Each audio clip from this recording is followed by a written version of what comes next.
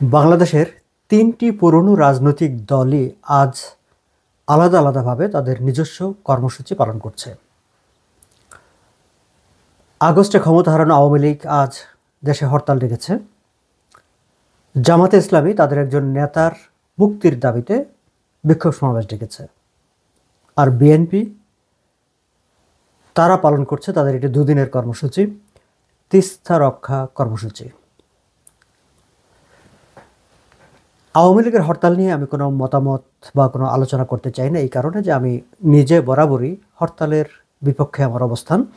সেটি আওয়ামী লীগ যখন ক্ষমতায় ছিল, বিএনপি যখন হরতাল করেছে তার বিপক্ষে কথা বলেছি, বিএনপি যখন ক্ষমতায় ছিল আওয়ামী লীগ যখন হরতাল ডেকেছে তার বিরুদ্ধে কথা বলেছি, এবং এখনও আমি একই অবস্থানে আছি।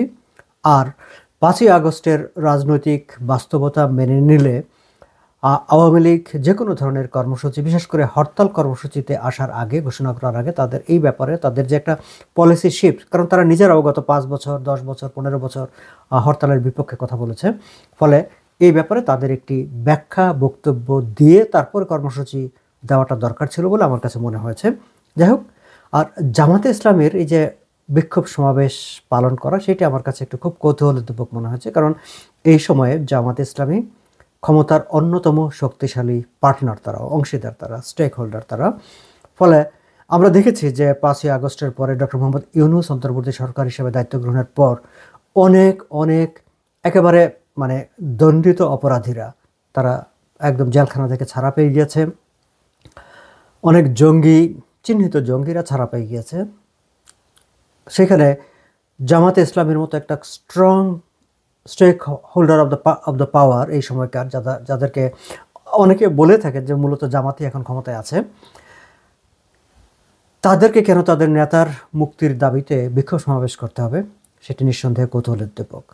যাই হোক, আমি এই দুটোর কোনোটা নিয়ে আমি কথা বলবো না। আমি আজকে আসলে দর্শক আপনাদের সঙ্গে আলোচনা করব যে বিএনপি এই যে তিস্তা নদী রক্ষা কর্মসূচি দিয়ে তারা কেন আন্দোলন করছে।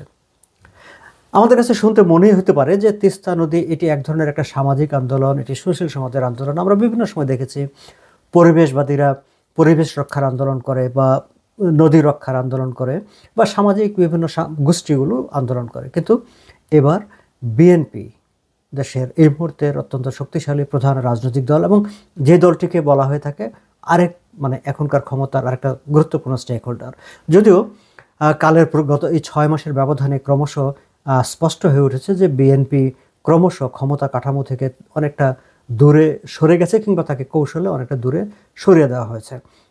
এই ব্যাপারটিও একটা পরিষ্কার হয়ে উঠেছে যে তাকে, বিএনপিকে ক্ষমতায় নির্বাচনের মাধ্যমে ক্ষমতায় যাবার পথটা রুদ্ধ করে দেওয়ার নানা রকম চেষ্টা তদবির চলছে, এবং যারই পরিপ্রেক্ষিতে বিএনপি বিভিন্ন সময় বলেছে তারা সবসময় নির্বাচনের পক্ষে, নির্বাচনের দাবিতে কথা বলে আসছে, এবং বিভিন্ন সময় তারা এরকম এক ধরনের একটা হুমকিও দিয়েছে যে তারা যে কোনো সময় আন্দোলনে নামতে পারে বা রাস্তায় নামবে। আমি কাল পরশু কোথায় যেন দেখলাম বিএনপির একজন নেতা বলছেন যে রাস্তায় নামলে কয়দিন ক্ষমতায় থাকবেন।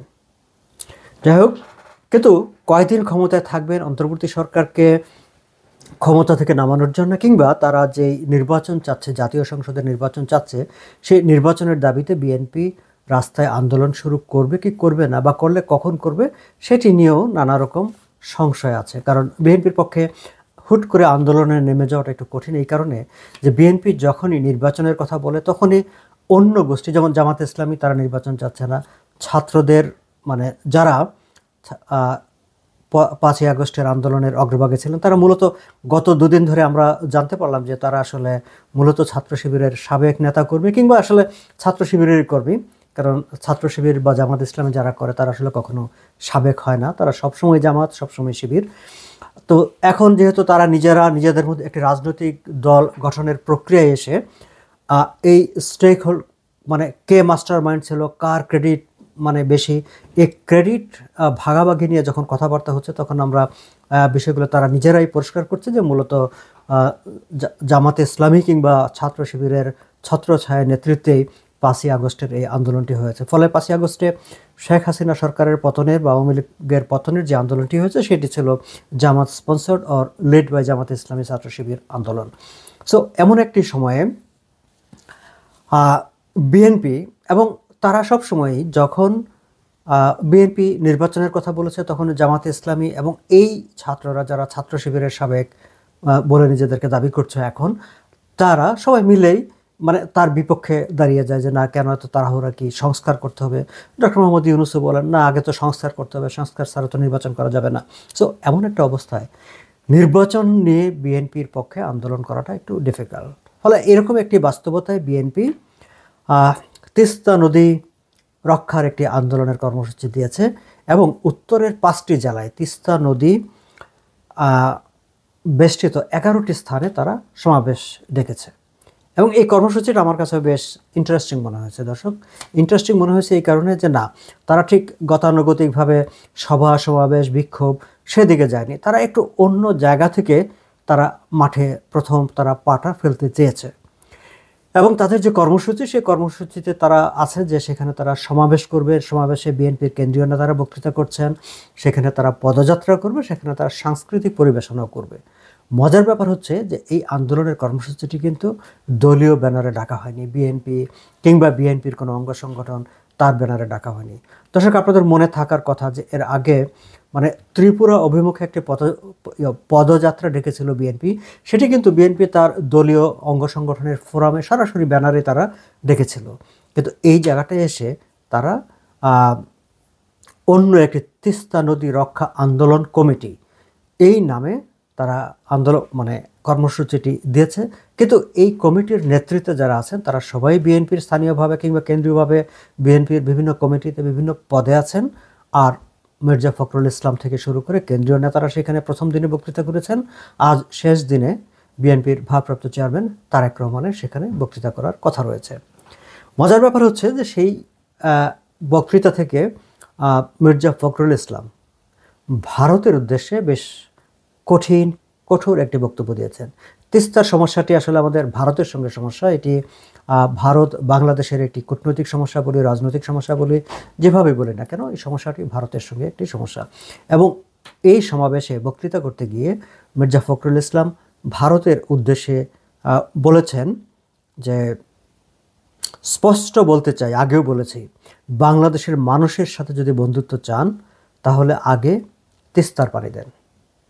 তিনি এই বার্তাটি তিনি ভারতকে দিতে চেয়েছেন এই আন্দোলনের কর্মসূচি থেকে। আবার তিনি অন্তর্বর্তী সরকারকেও বলেছেন যে আপনারা তো নিজেদেরকে নিরপেক্ষ বলেন, আমরাও বলি আপনাদেরকে নিরপেক্ষ, কিন্তু ভারতের সঙ্গে এই তিস্তার পানি নিয়ে কথা বলেন, তিস্তার ন্যায্য হিস্সা নিয়ে কথা বলেন।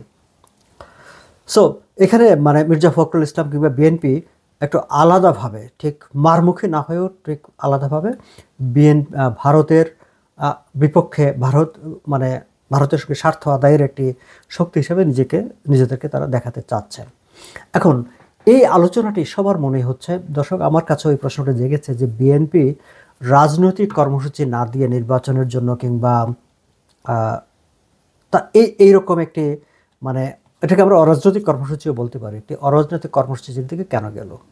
কিংবা বিএনপির বিরুদ্ধে এই ধরনের একটা বড় সমালোচনা ছিল যে গত 15 বছর ধরে তারা আওয়ামী লীগের বিরুদ্ধে আন্দোলন করেছে, তারা সবসময় ভোটের আন্দোলন করেছে, কিন্তু তারা কখনো এটি তাদের বিরুদ্ধে অভিযোগ ছিল যে যখন দ্রব্যমূল্যের ঊর্ধ্বগতি সেগুলো নিয়ে বিএনপি কখনো সেই অর্থে আন্দোলন করেনি, দুর্নীতির বিরুদ্ধে সেই অর্থে আন্দোলন করেনি, সামাজিক অনাচার নিয়ে বিএনপি আন্দোলন করেনি। বিএনপি আন্দোলন করেছে নির্বাচনের জন্য, আওয়ামী লীগের বা শেখ হাসিনার পতনের জন্য। কিন্তু এইবার দেখা যাচ্ছে তারা আসলে সেই জায়গাটা থেকে ঘুরে গিয়ে তারা একটি দুই দেশের জনগণের সঙ্গে সম্পর্কযুক্ত, বিশেষ করে উত্তরাঞ্চলের জনগণের সম্পর্কযুক্ত একটি ইস্যু নিয়ে তারা আমি প্রথম কর্মসূচি বললাম, এই সরকারের আমলে একটি কর্মসূচি নিয়ে তারা মাঠে নেমেছে। এখন এই কর্মসূচিটি কেন, সেটি নিয়ে বিশ্লেষকরা নানা রকম ব্যাখ্যা বিশ্লেষণ করছেন। প্রথমত যেটি বলা হচ্ছে যে তারা এখনই ঠিক সরাসরি ভোটের জন্য নির্বাচনের দাবিতে আন্দোলনে নামছে, সেটি বললে যেহেতু আবার অন্য পক্ষ তাদের বিপক্ষে কথা বলতে শুরু করে, এটির একটি বিরোধিতা তৈরি হয়ে যায়। ফলে ঠিক সরাসরি বিএনপি ভোটের দাবিতে বা নির্বাচনের দাবিতে আন্দোলনে মাঠে তারা নামলো না নেমে তারা ভিন্ন একটি ইস্যুতে তারা মাঠে নামলো। আবার সেই জায়গাটা থেকে ভারত বিরোধী একটি বক্তব্য দিল, সেখানেও তাদের একটি কৌশল কাজ করেছে। গত দুদিন ধরে যে ছাত্রদের যেই নতুন রাজনৈতিক দল গঠন নিয়ে নানা নাটকীয়তা হচ্ছে, সেখানে পক্ষে বিপক্ষে কথাবার্তা হচ্ছে। এই সংগঠনগুলো, এই শক্তিগুলো আবার জামাতে ইসলামী, আওয়ামী লীগ রাজনৈতিক মঞ্চ থেকে সরে যাওয়ার পর যেই রাজনৈতিক শক্তিগুলি এখন মাঠে সক্রিয় আছে প্রায় সবাই হচ্ছে ভারত বিরোধী। এখন সবাই যখন ভারত বিরোধী, সেখানে বিএনপিও ভারত বিরোধী রাজনীতি কিংবা ভারতের বিরুদ্ধে কঠোরভাবে অবস্থান না নিয়ে সেই রাজনীতিতে তারা কিভাবে টিকে থাকবে, সেই বিবেচনাটি, সেই বিশ্লেষণটি তাদের মধ্যে আছে। এবং আছে বলেই তারা কৌশলে তিস্তার বিষয়টিকে নিয়ে সেখান থেকে ভারতের বিরুদ্ধে বক্তব্য দিয়ে ভারত বিরোধী জনগোষ্ঠীর সেন্টিমেন্ট, মতামতটা তারা তাদের দিকে নেওয়ার চেষ্টা করেছে। একই সঙ্গে তারা আরও একটি কাজ করার চেষ্টা করেছে, যে গত 15 বছর তাদেরকে যে সমালোচনাটি করা হয়েছিল, যেটি আমি একটু আগে বলছিলাম, যে বিএনপি তো কখনোই জনগণের যেসব মানে চাহিদা, জনগণের যেসব সংকট, যেসব সমস্যা, সেগুলো নিয়ে কথা বলে না। ফলে এবার তারা ঠিক জনগণের সঙ্গে সম্পর্কিত একটি ইস্যু নিয়ে, তিস্তা নদীর পানি বন্টন, একটি ইস্যু নিয়েই তারা আন্দোলনের জন্য মাঠে নেমেছে। যদিও তারা এটিকে অরাজনৈতিক ব্যানারে রেখে রাজনৈতিকভাবে তারা সেখানে অংশগ্রহণ করছে। আরও একটি বিষয় হচ্ছে, যেটি গুরুত্বপূর্ণ, সব বিশ্লেষকরা মনে করছেন যে বিএনপির এই কর্মসূচিটি হচ্ছে ছাত্ররা রাজনৈতিক দল গঠন করার পর তারা মাঠে নামবে, সরকারি পৃষ্ঠপোষকতা তাদের দিকে থাকবে, সরকারের পুরো সমর্থন শক্তি নিয়ে তারা মাঠে নামবে। এবং এটি এখন পরিষ্কার হয়ে গিয়েছে যে তারা আসলে বিএনপিকে ক্ষমতায় যাওয়া থেকে দূরে সরিয়ে রাখতে চায়। তারা ঠিক আগেভাগে এই মুহূর্তে তারা জাতীয় নির্বাচন করতে চায় না। এবং এই না চাওয়ার পিছনে ডক্টর মোহাম্মদ ইউনূস, অন্তর্বর্তী সরকারের অনেক উপদেষ্টাদের, শক্তিবান উপদেষ্টা যারা তাদের সায় রয়েছে, তাদের সমর্থন রয়েছে। ফলে নির্বাচনের দাবি নিয়ে রাস্তায় নামতে হলে বিএনপিকে ঠিক তাদের মুখোমুখি হতে হবে। ফলে আগেভাগেই ভিন্ন একটি দাবি দেওয়া, ভিন্ন ইস্যুতে তারা মাঠে নেমে ঠিক সরকারকে একটা বার্তা দেওয়া যে হ্যাঁ, নির্বাচন যদি নিয়ে কোনো ধরনের গড়িমসি করা হলে বা কোনো ধরনের গেম করা হলে আমরা কিন্তু অলরেডি মাঠে নেমে গেছি। এই মাঠে নামাটাই হয়তো আমরা আস্তে আস্তে ঠিক ভোটের আন্দোলনের দিকে আমরা এটিকে টার্ন করে ফেলবো।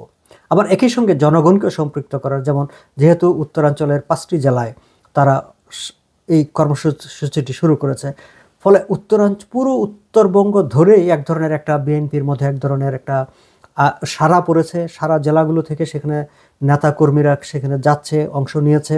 ফলে পুরো একটি রাজনৈতিক মানে যেটাকে বলে একটা ধাক্কা দেওয়া নেতাকর্মীদের এবং জনগণের মধ্যে, সেই কাজটি তারা সেখানে করেছে।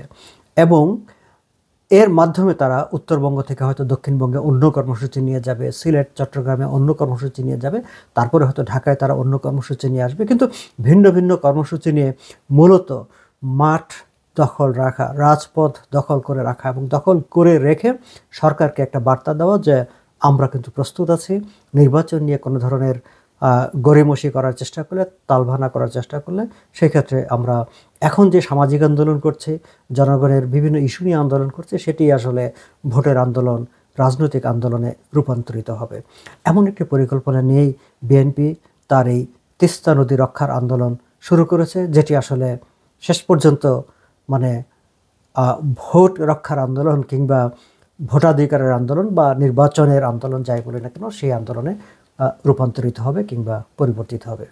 দর্শক, আজ এ পর্যন্তই। ভালো থাকবেন।